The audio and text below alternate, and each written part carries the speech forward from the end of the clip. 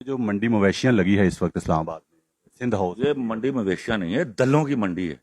دور لعنت بھیجتا ہوں اس گھٹیا پارلیمانی نظام کے اوپر۔ ان کے لیے یہی ایک بہت ہی گھنونا اور ڈراؤنا خواب تھا کہ ہمارے ہوتے ہوئے ایک تیسرا آدمی جو ایک میئرلی ایک کرکٹر ہے وہ کیسے ملک کا پرائم منسٹر بن گیا۔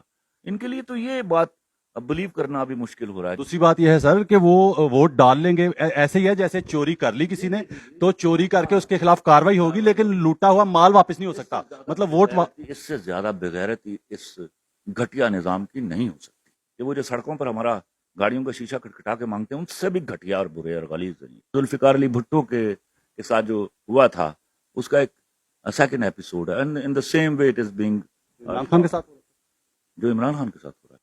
آپ اس کی آنےسٹی پہ شک نہیں کر سکتے، اور میرا ایمان ہے کہ آنےسٹ آدمی آپ کا لیڈر ہو تو وہ کسی وقت بھی پرفارم کر جائے گا۔ لاسٹ ٹائم جب یہ بھٹو کے زمانے میں ہوا تھا تو بھٹو جیسا اسٹرانگ لیڈر بھی اس کو سروائیو نہیں کر پایا تھا۔